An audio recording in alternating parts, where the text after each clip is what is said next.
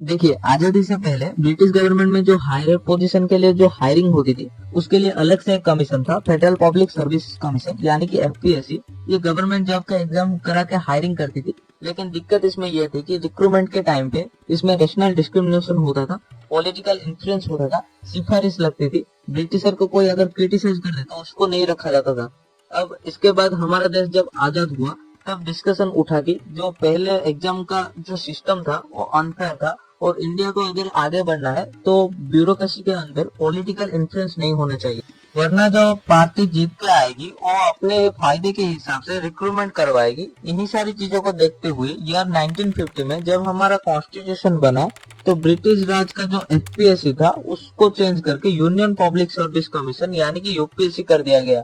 और यूपीएससी को एक कॉन्स्टिट्यूशनल स्टेट आर्टिकल 315 से 323 में डाला गया। ऐसा करने से हुआ यह कि यूपीएससी के पावर और उसके रोल उसमें जो मेजर चेंजेस हो गए, वो ऐसे ही अपने हिसाब से चेंज नहीं हो पाएगा, बल्कि उसके लिए आर्टिकल 368 के तहत पार्लियामेंट्री कॉन्स्टिट्यूशनल अमेंडमेंट करना होगा। अब इससे फायदा ये हुआ कि जो टॉप लेवल की गवर्नमेंट जॉब थी, जैसे कि आईएएस, आईपीएस, आईएफएस एक्सेट्रा, इनके लिए एक सेंट्रलाइज रिक्रूटमेंट बॉडी बनाई गई। अब ये तो बन गई, लेकिन इनके नीचे जो सबऑर्डिनेट लेवल का जो काम होता था, जैसे कि data operator, stenographer, inspector, clerk, इनके भर्ती के लिए कोई सेंट्रलाइज बॉडी नहीं बनवाई गई। जब इसमें ऐसा कुछ नहीं किया गया, तो इसके वजह से हुआ ये कि जो सबऑर्डिनेट जॉब्स के लिए गवर्नमेंट का हर डिपार्टमेंट और स्टेट जो थी, वो अपने जरूरत के हिसाब से अलग अलग वैकेंसी निकालने लगी। सारे डिपार्टमेंट अपने अलग अलग सिलेबस, अलग एग्जाम, अलग इंटरव्यू करवा के हायरिंग करते थे। और ऐसे करने से दिक्कत यह हुआ कि सेम एजुकेशन जॉब्स के लिए स्टूडेंट को बार बार अलग फॉर्म भरना पड़ता था, अलग एग्जाम देना पड़ता था, और इसी वजह से स्टूडेंट का पैसा और टाइम तो बर्बाद होता ही था, गवर्नमेंट की जो रिसोर्सेज थी वो भी बार बार खराब होती थी। और 4 नवंबर 1975 को सबऑर्डिनेट कमीशन एसएससी बनाया गया, जिसका नाम आगे चलकर ईयर 1977 पे स्टाफ सिलेक्शन कमीशन कर दिया गया। अब इस कमीशन के बनाने से एक कॉन्स्टिट्यूशनल बॉडी बन गई और सेम रैंक के जॉब के लिए कॉमन एग्जाम होने लगे। लेकिन इसमें दिक्कत ये थी कि इसको यानी कि एसएससी को यूपीएससी की तरह कॉन्स्टिट्यूशनल आर्टिकल 315 से 323 में नहीं रखा गया। और यहीं से सारी दिक्कत की जड़ स्टार्ट होती है, क्योंकि जो गवर्नमेंट पावर में आई उसने अपने कॉन्वीनियंस के हिसाब से चलाना स्टार्ट किया। और इस टाइम पे जब एसएससी को बनाया गया था, तो इसमें कोई प्राइवेट प्लेयर नहीं था, ऑफलाइन रिटन एग्जाम होता था और एसएससी खुद एग्जामिनर अपॉइंट करती थी। और जो क्वेश्चन पेपर बनता था वो सिक्योर गवर्नमेंट प्रेस में प्रिंट करवाया जाता था। और जो गवर्नमेंट बिल्डिंग्स होती थी, स्कूल कॉलेज होता था, गवर्नमेंट उसके अंदर गवर्नमेंट टीचर के थ्रू एग्जाम करवाया जाता था।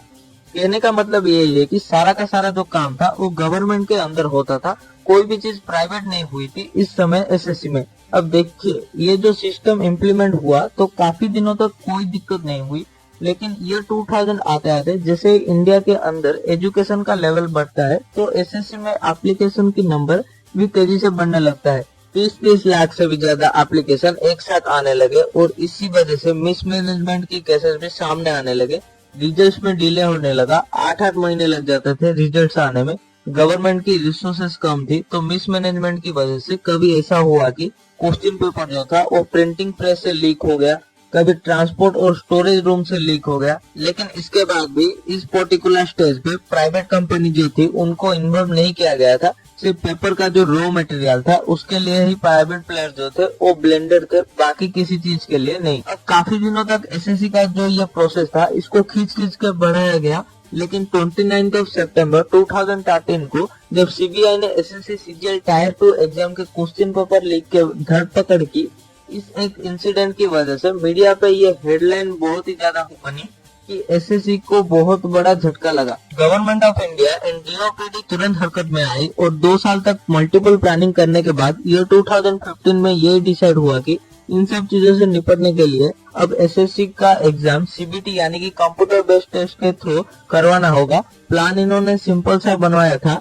कि एसएससी के क्वेश्चन पेपर बना के एक सिक्योर सर्वर में एनक्रिप्ट फॉर्म में डालेंगे, और जिस दिन एग्जाम होगा स्टूडेंट कंप्यूटर में एग्जाम देने बैठेंगे, वहीं पे क्वेश्चन पेपर डिक्रिप्ट होगा। और इसके पीछे ये था कि हर स्टेप पे ये जो पेपर लीक का इंसिडेंट आ रहा है वो खत्म हो जाए, अब प्लान तो बना लिया गया था कंप्यूटर बेस्ड टेस्ट करवाने के लिए एसएससी के अंदर, लेकिन इसको इम्प्लीमेंट करने के लिए पूरे देश के अंदर एक डिजिटल इंफ्रास्ट्रक्चर की जरूरत थी। कंप्यूटर लैब्स चाहिए थी ताकि इस लैब्स के कंप्यूटर का यूज करके स्टूडेंट एग्जाम दे सके। सिक्योर एग्जाम सॉफ्टवेयर चाहिए था जिसमें एक इनक्रिप्ट क्वेश्चन पेपर लोड हो। मल्टीपल सिटी के अंदर एक साथ ये एग्जाम करवाने के लिए नेटवर्क और सर्वर मैनेजमेंट चाहिए था जो कि गवर्नमेंट के पास नहीं था। और इसी प्रॉब्लम को सॉल्व करने के लिए यहीं से एसएससी के अंदर एंट्री होता है प्राइवेट कंपनी की।